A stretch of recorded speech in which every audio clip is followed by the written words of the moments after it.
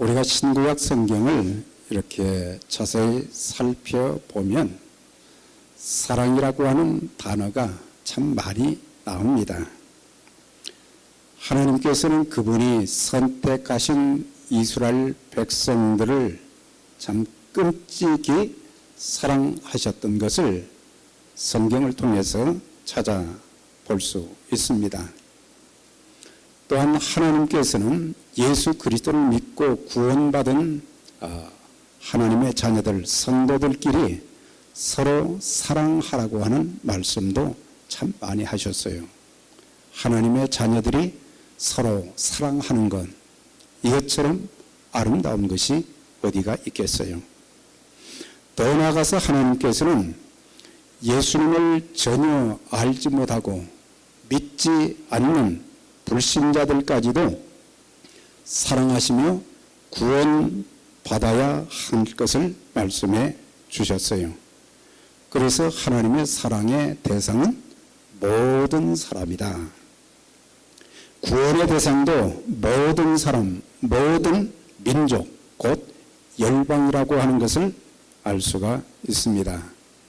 하나님이 세상을 이처럼 사랑하사 독생자를 주셨으니 이것은 모든 사람들을 사랑하시는 하나님의 그 사랑을 표현한 것입니다.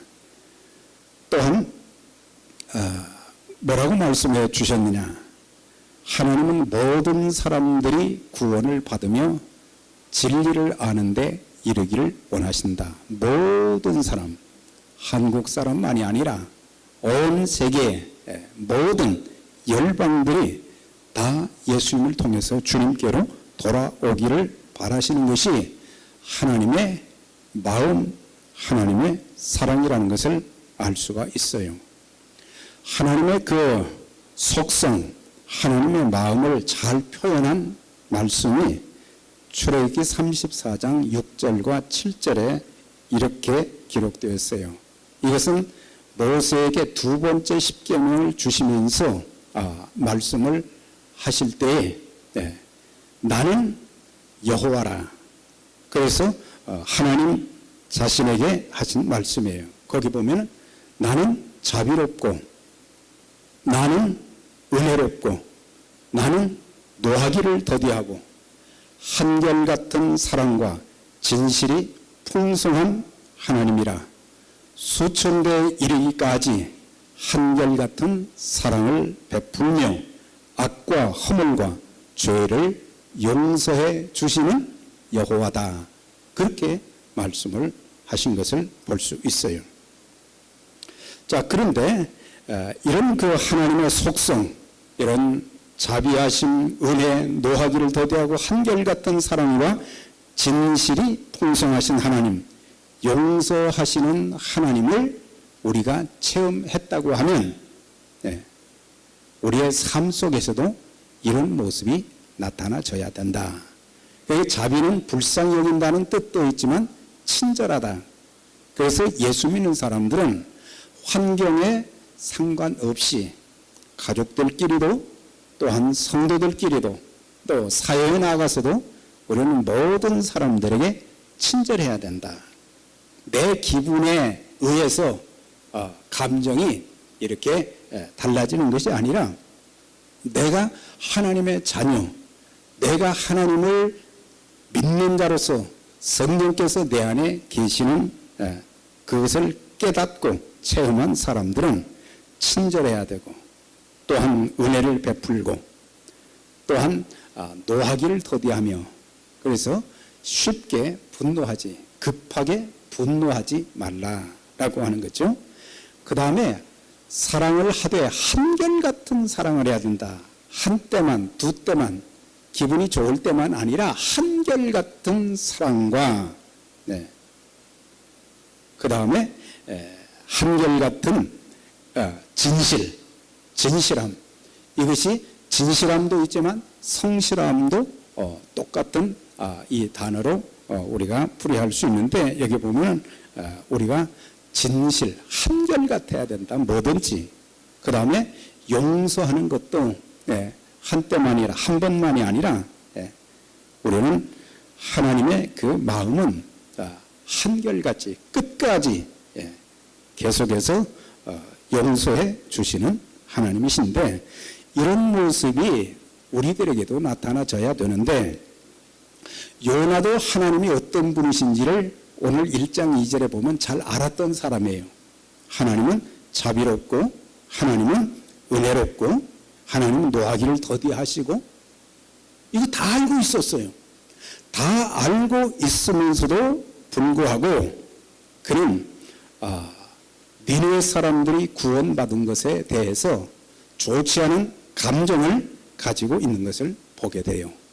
자기를 통해서, 자기의 입을 통해서 심판의 메시지를 전했는데 생각지도 않게 왕과 백성들 모든 성 안에 12만 명의 사람들이 다 자기 죄를 이제 자복하면서 하나님께 회개하고 돌아오니까 얼마나 이게 기쁜 일이에요. 나같이 별로 대단한 자도 아닌데 하나님이 나를 이렇게 들어 쓰시는구나. 한 영혼이 천하보다 귀한데 그 많은 사람들을 하나님께서 구원시켜 주시니 하나님 감사합니다. 하나님께 영광을 돌려야 되는데 그 사람들이 구원받은 것에 대해서 좋지 않은 감정을 가지고 있고, 그 감정이 하나님께까지 이제 미치는 것을 여기서 볼 수 있습니다. 그러면서 그가 하는 말이 뭐예요? 여호와여, 내가 고국에 있을 때 이러하겠다고 말씀하지 않았습니까? 그러니까 그가 다시스로 가기 전에 하나님께 말씀드린 것은 하나님이 은혜롭고 자비롭고 또한 노하기를 더디하시고 그런 하나님이신 줄 알아서 틀림없이 하나님은 그들을 구원시켜 주실 것입니다. 그걸 알았다는 거예요. 그래서 제가 니느웨로 안 가고 다시스로 가는 배를 탔습니다. 이거 참 선지자답지 못한 그런 모습을 참 볼 수 있게 됩니다. 하나님의 백성들은 하나님의 뜻을 알아야 되고, 하나님의 뜻을 알았어도 그 뜻을 무시하면 안 되는 거예요. 그 뜻을 무시하고 자신의 생각대로 원망을 토로하며, 구원은 선택된 이스라엘 백성들, 자기와 같은 사람들에게만 있지 이방인들에게는 그런 혜택이 없다는 것을 그의 입을 통해서 이렇게 말하는데, 특별히 아수르는 니느웨는 아수르의 수도거든요. 그러니까 아수르는 북쪽 이스라엘 민족을 멸망시켰어요. 그리고 끊임없이 그 백성들을 고통스럽게 만들어 주었어요. 그러니까 미운 거예요. 자기 마음에는 밉지만 하나님께서는 이스라엘을 사랑하신 것처럼 그 민족도, 불신 민족도, 우상을 섬기는 민족도 하나님은 사랑하신 거예요. 그런데 하나님의 사랑을 무시하고 하나님의 뜻을 무시하는 그 요나의 참 모습을 보면서 얼마나 이기적인 사람인가, 자기중심적인 사람인가 볼 수 있어요. 오늘 예수 믿는 사람들도 보면 우리의 믿음의 대상은 하나님이시고 그리스도시고 성령님이신데, 우리는 하나님의 뜻대로 성령의 인도하심으로 하나님이 기뻐하시는 그런 일에 쓰임 받아야 되는데, 하나님의 뜻과는 상관없이 내 뜻과 내 고집과 내 감정만 드러내는 것은 하나님의 사람답지 못하다는 것을 여기서 알 수가 있어요. 예수님께서 이 땅에 오셔서 이렇게 말씀하신 몇 군데 말씀을 보면요, 하나님의 뜻을 굉장히 많이 강조하셨어요. 그게 뭐냐면 제자들에게 주님 가르친 기도, 주기도문을 가르치시면서 이렇게 말씀하셨죠. 하늘에 계신 우리 아버지여, 이름이 거룩히 여김을 받으시며 나라에 임하옵시며 뜻이 하늘에서 이루어진 것 같이 땅에서도 이루어지이다. 기도할 때 하나님의 뜻이 하늘에서 이루어진 것처럼 이 땅에서도 하나님 뜻이 이루어지게 해달라, 그렇게 기도하라고 하셨어요. 그리고 주님께서 인간의 몸을 입고 이 땅에 오셔서 하신 말씀도 하나님의 뜻을 행하는 거예요. 내가 하늘에서 내려온 것은 내 뜻을 행하려 함이 아니라 아버지의 뜻을 행하려 함이니라. 그렇게 말씀하신 거예요. 네. 나를 보내신 이의 뜻은 내게 주신 자 중에 내가 하나도 잃어버리지 않고 마지막 날에 다시 살리는 이것입니다. 그랬어요. 그러니까 예수님께서는 하나님의 뜻을 행하시기 위해서 오셨고, 하나님의 뜻은 잃어버린 영혼들을 구원하는 일인데, 그 일을 위해서 예수님께서는 하늘 보좌를 버리시고 종의 모습을 입으시고 이 땅에 오셔서 죽기까지 복종하셨다. 예수님이 십자가를 앞두고 겟세마네 동산에서 기도하실 때도 아버지여 나의 뜻대로 하지 마옵시고 아버지의 뜻대로 되기를 원하나이다 그랬어요. 우리는 내 뜻대로 안 될 때에 우리는 사람을 대하거나 또 신앙의 대상, 믿음의 대상, 우리가 하나님에 대해서도 우리는 좋지 않은 감정을 요나처럼 표현할 수 있다고 하는 것입니다. 그래서 성도는 내 뜻보다는 하나님의 뜻이 이루어지기를, 하나님의 뜻이 우리 가정에서도 이루어지고 우리가 섬기는 교회에서도 있어지고 그리고 불신 세계에서도 하나님의 뜻이 이루어지게 해주세요. 그렇게 기도해야 되고, 하나님의 뜻이 이루어지는 것을 보면서 우리는 기뻐해야 되고 감사해야 되고 찬양해야 되는데, 요나는 그렇지 못했어요. 자기 뜻대로 안 되니까 그 다음에 하는 말이 4장 3절에 보면 원컨대 여호와의 원컨대 이제 내 생명을 거두소서 사는 것보다 죽는 것이 내게 낫습니다. 어떻게 표현해야 될까요? 사는 것보다는 죽는 것이 낫다고 하는 거예요. 내 생명을 거두어 가소서. 하나님의 백성들은 말을 할 때 참 가려서 해야 됩니다. 가려서 해야 돼요. 입에서 나온다고 해서 무조건 말을 하는 것이 아니고, 하나님께서 내가 말하는 것을 다 듣고 계신다고 하는 것을 우리가 이해해야 됩니다. 그래서 우리가 살다 보면 우리 인생이 참 힘들고 어려울 때가 많잖아요. 고난의 연속이 될 때가 많습니다. 육체가 너무 고통스러워서 다른 사람들은 내가 아픈 그것을 잘 이해를 못할 때가 많아요. 제가 그 전에 병고침을 받기 전에 너무너무 힘들어서 요나와 같은 그런 잘못된 기도를 한 적이 있어요. 하나님, 이제 하나님 제 생명을 거두어 가주소서. 나중에 얼마나 하나님 앞에 혼이 나는지 몰라요. 때가 되면 내가 다 데리고 갈 건데 뭘 생명을 거두어 달라. 그런 말, 그런 기도는 우리가 조심해야 되는 것입니다. 4장 1절과 4절에 보면은 니느웨 백성들이 구원받은, 회개하고 하나님께 돌아온 그 사실을 보면서 요나가 뭐라고 했어요? 매우 싫어하고 분노하며 기도하니. 매우 싫어하고 분노하면서 하나님 앞에 기도를 했어요. 그랬더니 하나님께서 말씀하시기를 내가 성내는 것이 옳으냐? 지금 내가 화낼 일이 아닌데 왜 화를 내고 지금 그러느냐? 그렇게 말씀하신 거예요. 하나님의 자녀들은 사람들을 싫어하고 또 사람들에게 분노하면서 그런 마음으로 예배드리고 그런 마음으로 기도하면 안 됩니다. 우리가 하나님 앞에 나왔을 때는 첫째, 성결해야 돼요. 우리 마음속에 죄악이 없어야 돼요. 우리에게서 싫어하는 것이 있어서는 안 돼요. 우리에게 분노하는 것이 있어서는 안 돼요. 우리 마음이 깨끗한 마음이 되어져서 성결한 마음으로 하나님 앞에 예배를 드리는데, 우리가 드리는 게 세 가지가 있잖아요. 찬양은 하나님께 드리는 것입니다. 기도도 하나님께 드리는 것입니다. 헌금도 하나님께 드리는 것입니다. 믿으십니까? 하나님께 드리는 거예요. 그러니까 우리의 예배가 그렇게 해야 연락이 되어지는 거예요. 하나님이 받으시는 예배. 하나님께서 우리 예배를 받으셨다는 확증은 뭐예요? 네. 물론 하나님이 말씀으로도 하시지만 우리 마음이 참 기뻐지고 감사가 넘치고, 네.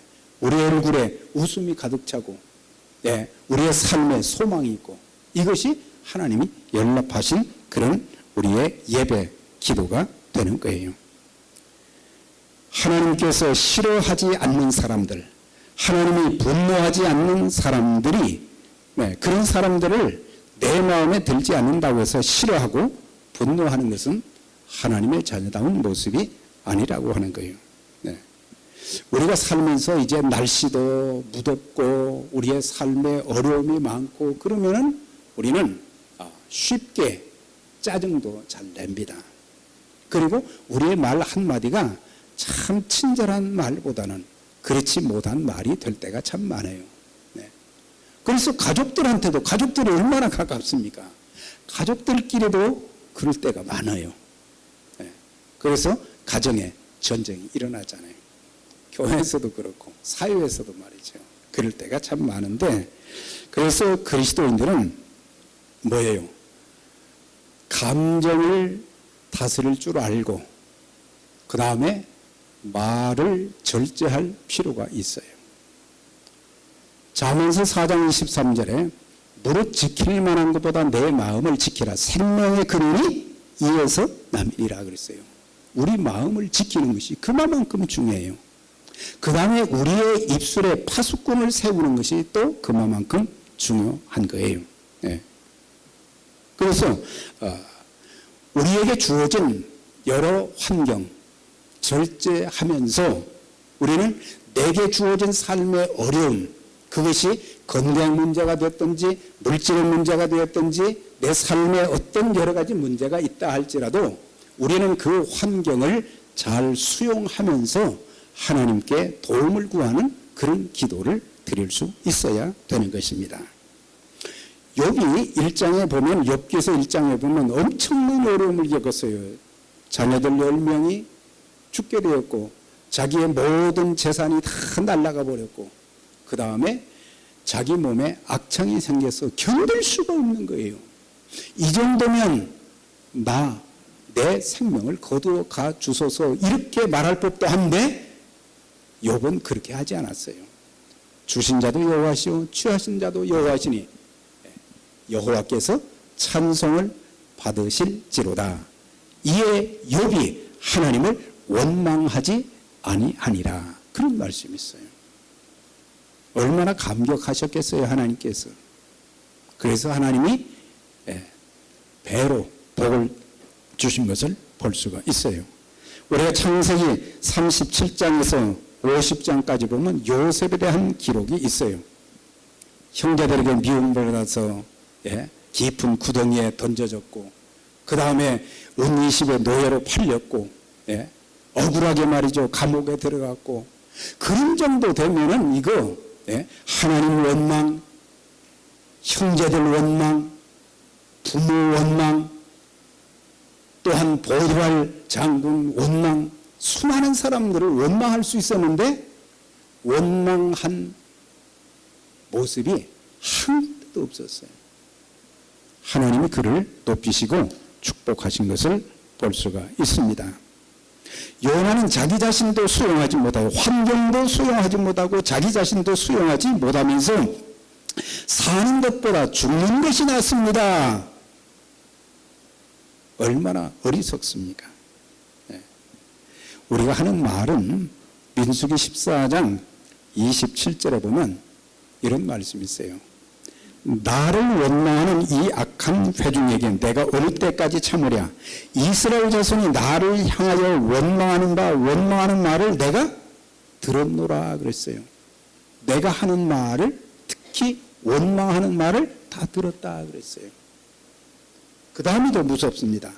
너희 말이 내 귀에 들린 대로 내가 너희에게 행하리라 그랬어요. 우리가 하는 말에 따라서 말은 생명력도 있고 창조력도 있고 말은 우리에게 열매로 다가오는 거예요. 그래서 우리가 어떤 말을 했느냐에 따라서 우리에게 돌아오는 것이, 그래서 하나님을 찬양하는 말, 감사하는 말, 하나님께 영광 돌리는 말, 긍정적인 말, 소망적인 말, 축복의 말, 그런 말들은 내가 하면 하나님 들으시고 그대로 우리에게 돌아온다고 하는 거예요. 그런데 반대로 반대의 말을 했을 경우 원망, 불평, 저주 이런 말을 하게 되면 그게 나한테 돌아온다고 하는 거예요. 그래서 그리스도인들은, 하나님의 자녀들은 하나님께서 내가 하는 말, 내가 어떤 삶을 살고 있는지 그 모든 모습을 다 보고 계시고 들으신다고 하는 것을 알아야 됩니다. 그래서 우리는 마음을 잘 다스리고 입술을 잘 다스리고 생각을 잘 다스리고 하나님의 자녀다운 모습이 어떤 환경 속에서 우리가 믿음으로 살고 하나님 말씀대로 살고 하나님이 기뻐하시는 그런 말을 하면서 살게 되면 하나님께서 반드시 저와 여러분들을 축복하시고 은혜를 베풀어 주셔서 우리의 평생의 삶이 참 아름다운 모습으로 세워지게 될 줄 믿습니다. 자, 그런데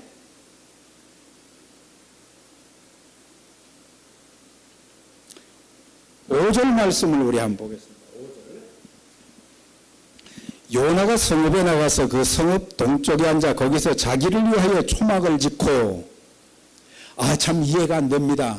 그들이 회개하고 하나님께 돌아오니까 엄청난 역사가 막 그 성에 일어나게 되었는데, 요나는 거기 가서 같이 기뻐하고 같이 찬양하고 그래야 되는데 이 사람은 거기에다 초막을 한 군데 짓고 그 성이 어떻게 되는가 그걸 지금 지켜보고 있었다고 하는 거예요. 초막을 지었으니까 그늘이 생겼잖아요. 그늘에 앉아 있었다 그랬어요. 다시 말하면 구경하겠다는 얘기예요. 구경하겠다는 거. 저 성을 하나님이 어떻게 하시는가 구경하겠다고 하는 거예요. 하나님의 선지자다운 그런 모습이 보이지 않는데, 요나에게만 그런 게 아니라 오늘 우리들이 살고 있는 가정과 교회, 사회에서도 이런 현상이 많이 나타나게 됩니다. 내 마음대로 되지 않는다고 이웃의 고통에 무관심하고 주의 일에 무관심하는 그런 방관자, 구경꾼들이 되지 말라고 하는 거예요. 오늘 자리에 참석한 믿음의 가족들 다 하나님이 기뻐하시고 하나님 쓰시는 좋은 일꾼들이 되시기를 주의 이름으로 축원합니다. 좋은 일꾼으로 쓰임 받는 거예요. 자, 그런데 4장 6절에서 10절까지 보면 요나가 성이 어떻게 되는가 구경을 하고 있었다 그랬어요. 구경하고 있을 때에 갑자기 막 박뭉쿨이 말이죠. 그의 머리에 이제 박뭉쿨이 말이죠. 예비되어서 그 박뭉쿨이 그늘을 만들어 주었어요. 그래서 너무 기뻐했다 그랬어요. 그런데 조금 있다가 보니까 하나님이 벌레를 준비하사 벌레를 통해서 갉아먹게 하니까 그게 시들어져 버리는 거예요. 그러니까 햇빛이 또 쬐는 거예요. 동풍이 부는 거예요. 그러니까는 그가 하는 말이 스스로 죽기를 구하여 이르되 사는 것보다 죽는 것이 낫습니다. 계속 두 번씩 보면 사는 것보다 죽는 것이 낫다고 그러는 거예요. 여러분, 우리는 때가 되면 하나님이 다 부르십니다. 살아있는 동안 하나님의 자녀로서 하나님 보시기에 아름답게 또 하나님이 주신 그 귀한 사명을 잘 감당하여 쓰임받는 우리가 되어져야 되는데, 요나는 하는 말이 사는 것보다 죽는 것이 낫다. 그때 하나님께서 9절과 11절에 하신 말씀이 뭐예요? 요나를 깨우쳐 주는 거예요. 요나야, 내가 이 박뭉쿨로 말미암아 성내는 것이 옳으냐? 박넝쿨이 그늘이 되어주니까 그때는 기뻐하고 박넝쿨이 시들어지니까 그 다음에는 원망하고 죽는 것이 사는 것보다 낫다. 그렇게 말할 수 있겠느냐? 네. 그러면서 이렇게 또 말씀하십니다. 내가 수고도 아니하였고 재배도 아니하였고 하룻밤에 났다가 하룻밤에 말라버린 박넝쿨도 이렇게 아꼈는데 이 큰 성읍 니느웨는 좌우를 분별하지 못하는 12만 명의 사람들, 이 사람들이 심판받아 죽으면 어떻게 되겠느냐? 내가 박넝쿨 하나도 그렇게 잠시 기쁨을 주는 박넝쿨 하나도 아꼈는데 이 수많은 영혼들, 이 많은 영혼들 내가 지옥 가게 놔둘 것이냐? 네.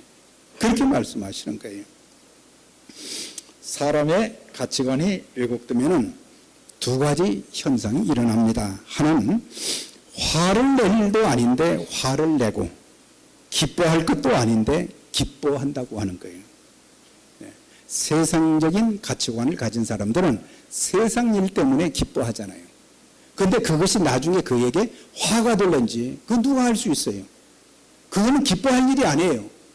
그런데 기뻐하고 네. 화를 낼 일도 아닌데 화를 내고 네. 그래서 왜곡된 가치관을 가지고 사는 자들을 깨우치기 위해서 하나님께서 뭘 주셨어요? 벌레를 주시고 동풍을 주셨다고 하는 사실이에요. 네. 우리의 삶 속에 작은 축복에 안주하면서 하나님께서 주신 사명을 우리가 망각하고 산다면 하나님께서 혹시라도 우리에게 벌레를 보내주시고 동풍을 보내주신다고 하면 지금 내 가지고 있는 모든 것이 다 날아가 버리게 되는 거예요. 물질도 날아가 버려요. 건강도 날아가 버려요. 네. 내 지위도 날아가게 되는 거예요. 내 명예도 추락하게 되는 거예요. 네. 우리의 주어진 작은 일과 모든 크고 작은 환경에 저와 여러분들은 늘 감사해야 될 줄 믿습니다. 감사해야 돼요. 작은 것에 만족하고 가장 중요한 영혼들이 구원받는 그 귀한 사명을 망각하게 되면은 하나님께서 다 거두어 가신다고 하는 사실이에요. 사랑하는 여러분, 이런 일들이 일어나기 전에 우리가 깨달아야 될 것이 뭡니까? 이제 남은 인생 내게 주어진 건강과 물질과 은사와 재능과 직분을 가지고 주의 일에 귀하게 쓰임받는 저와 여러분들이 되시기를 바랍니다. 선지자가 없지 않은 요나의 모습이 우리에게 반복되어서는 안 돼요. 그래서 요나는 뭐예요? 요는 나란 말이에요. 요나의 모습을 보면서 내 모습을 보게 되는 거예요. 네.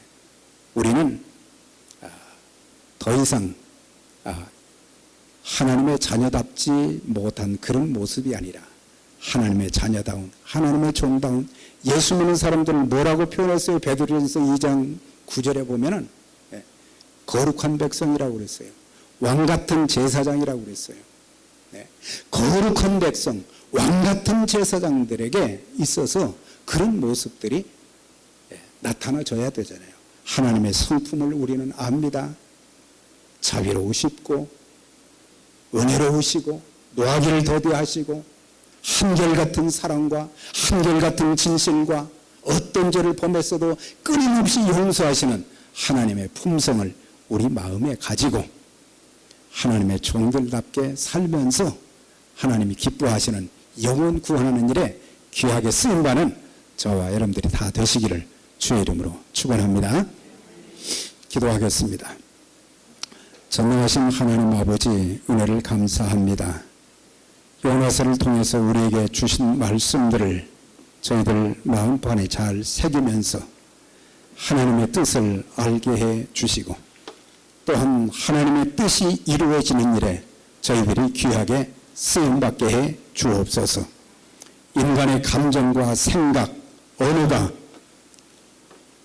나의 감정을 통해서 내 입술을 통해서 나가지 않게 해 주시고 하나님의 자녀다운 아름다운 성령 충만한 모습이 나타나셔서 하나님의 뜻을 이루어드리는, 하나님을 기쁘시게 하는, 더 많은 영혼을 구원하는 일에 복되게 쓰임받는 믿음의 가족들이 다 되게 해 주옵소서. 예수님의 이름으로 기도드리옵나이다. 아멘.